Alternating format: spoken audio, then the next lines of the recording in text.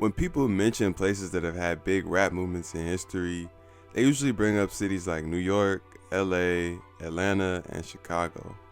But when it comes to statewide rap scenes across multiple cities in the past 30 years, Florida is at the top.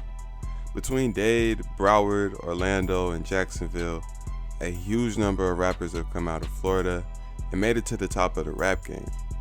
The state has also had the widest variety as far as styles of rap, from gangsta to emo, and everything in between. And they played a huge role in shaping the present rap scene across the country. So, in this video, we'll take a look at the history of Florida rap.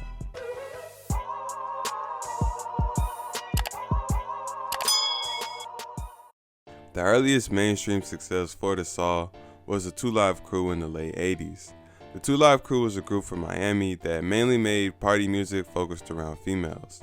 They got super big and ended up terrifying suburban parents who viewed the music as vulgar and obscene. So much so that they attempted to ban the music.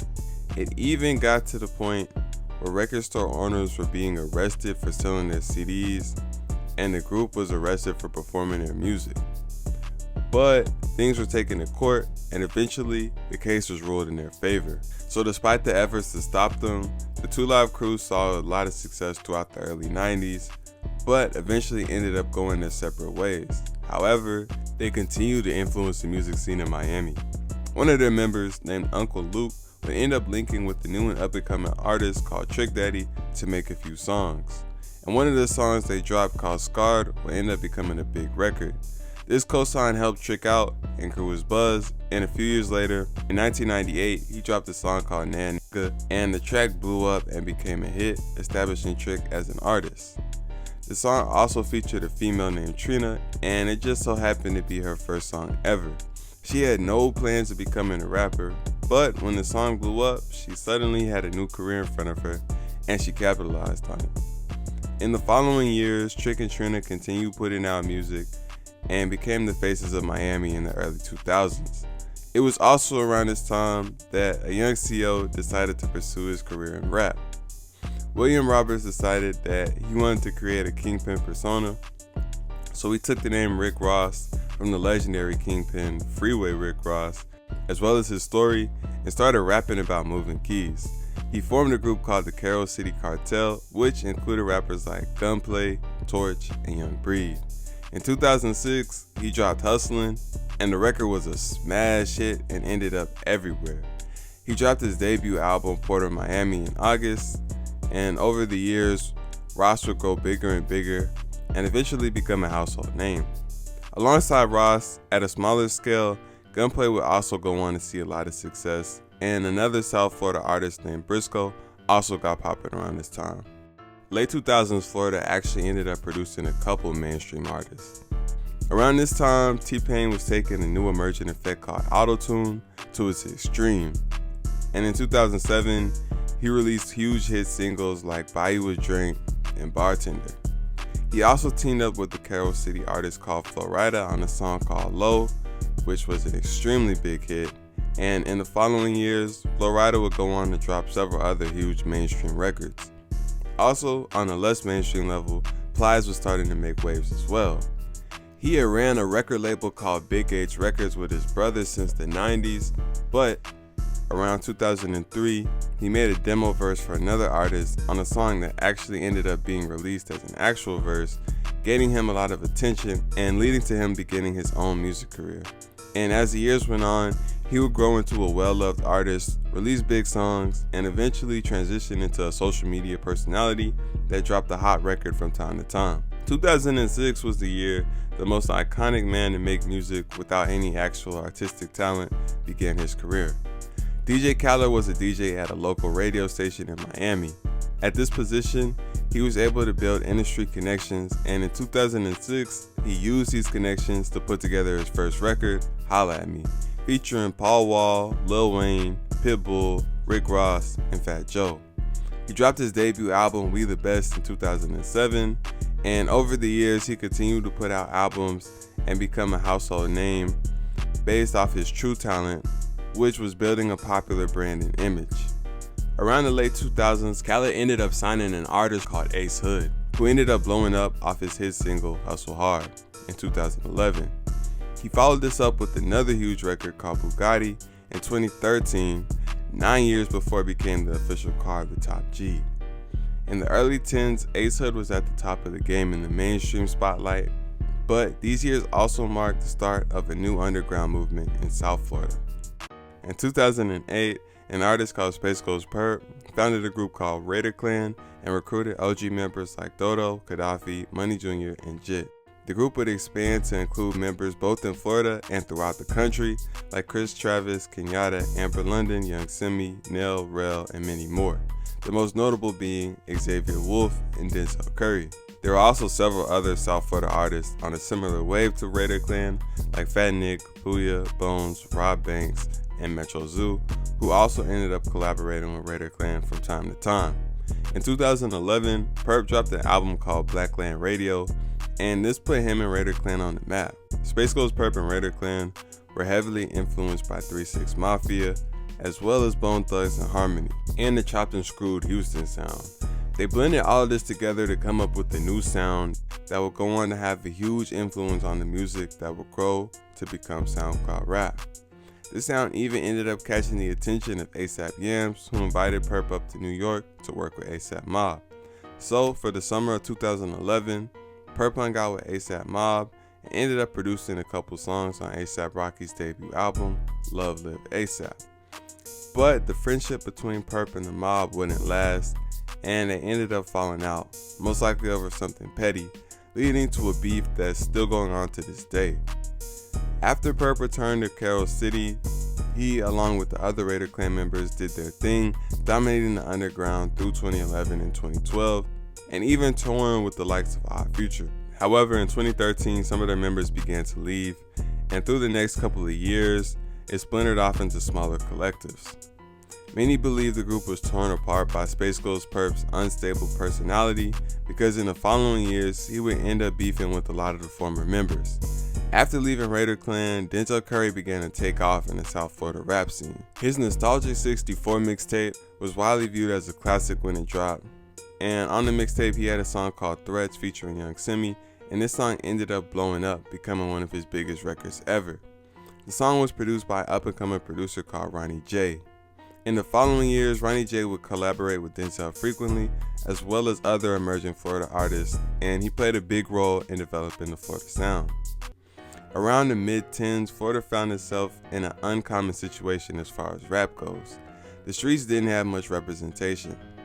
Rida Klan represented the kids who might have grown up in the hood but were seen as weird in school.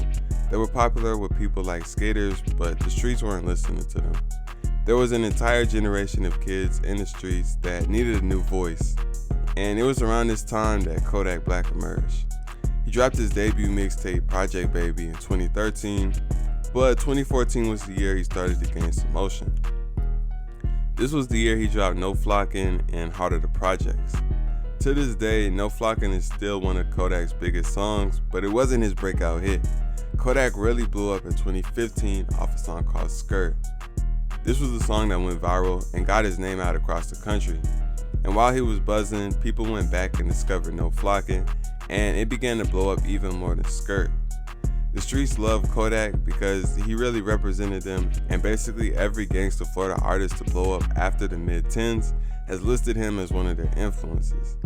Unfortunately, Kodak was so street that he couldn't stay out of jail to save his life, and would spend the next couple of years in and out the system.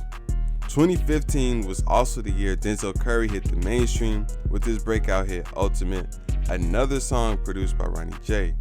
Although the song was unfortunately turned into a meme, it was still big for Denzel's career. 2016 marked the year SoundCloud rap went mainstream, which was a testament to Florida because Rida Klan and Purrp had played a big role in shaping the sound and vibe of the early SoundCloud years. A huge moment in SoundCloud history is the 2016 XXL freshman cover, and both Kodak Black and Denzel Curry ended up making it onto this cover, representing two different sides of Florida. This same year, another young artist from Broward was starting to make waves. Xxxtentacion was just starting out, and throughout 2015 he was developing a buzz. From the beginning, he was extremely versatile, On one hand, he was continuing the Rida Klan legacy, rapping on the dark, low-quality sound that they popularized, but he also made indie and punk rock as well as emo rap. Through 2015, he was performing at small local shows around the city, and alongside him was his right-hand man and fellow rapper, Mask The Slump God. X and Ski were also part of a rap collective called Members Only, which included other rappers like Wi-Fi's Funeral, Craig Zen, Kid Trunks, and Rob Banks. They were making noise and even attracted the attention of Denzel Curry, who invited them to join his group, UOT, and they accepted the invitation and even ended up living at his house for a period of time and making music with him. Going into 2016, X was on the edge of blowing up. He dropped his hit song Look At Me in December of 2015, and by April of 2016, it was at 1 million views on SoundCloud. In 2016, he would drop more iconic tracks like Sippin' Tea in Your Hood and Young Brats. This same year, he did his first ever long-form interview with Adam 22, which to this day is the most iconic and most watched interview on the entire No Jumper channel. But just when things were going up, X was hit with legal troubles. In August, X was arrested on old robbery charges from 2015, and he sat in jail for a month. Then in October, X was arrested again for putting hands on his ex-girlfriend. While X was sitting in jail, his music really began to take off. In January of 2017, Look At Me began to blow up, racking up millions of streams and views on YouTube. And in February, it hit Billboard. In March, X was released from jail on probation. By this point, the world knew who he was, and all eyes were on him to see what he would do next. In August, he dropped his debut album 17, and it caught a lot of people off guard. He had blown up off ultra-aggressive songs like Look At Me, but 17 was a mix of lo-fi, alternative rock, emo rap, and R&B, covering topics like depression, loneliness, and heartbreak. The album showed the mainstream that he was versatile and not afraid to take risks. Being X's right-hand man, Ski also saw his career going up alongside X's, and throughout 2017, he dropped bangers like Catch Me Outside and Baby White.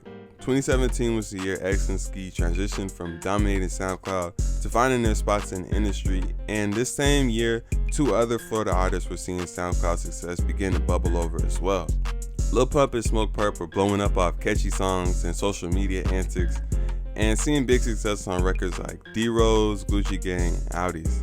Kodak was continuing his mainstream success, dropping projects like Painting Pictures and Project Baby 2, and hits like Tunnel Vision and Roll in Peace.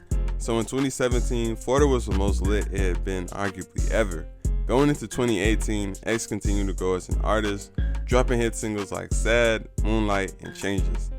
He dropped his second album Question Mark in March and continued to touch as many genres as possible. The project was labeled pop on Apple Music, but contained everything from old school boom bap to alternative rock. By this point, he had calmed down from his wilder days and was really focusing on being a positive influence on the world. He still had legal troubles he was fighting, but the future was looking bright for him. Then, in June, he tragically lost his life at the hands of robbers. The news shocked the world and devastated his fans. 2018 also marked a big shift in the Florida music scene. In addition to the passing of X, rappers like Lil Pump and Smokepurpp began to see their careers decline and fall off as the SoundCloud era started to end. This was far from the end of Florida's wave though, because plenty more artists were just getting started around this time. But a shift was occurring, and the focus was changing from SoundCloud and mumble rappers to straight gangsters. So in part 2, we'll cover the rise of rappers like Glock 9, Hot Boy, Yungeen Ace, Foolio, and YNW Melly, and the gangsta era of Florida music from 2018 to the present.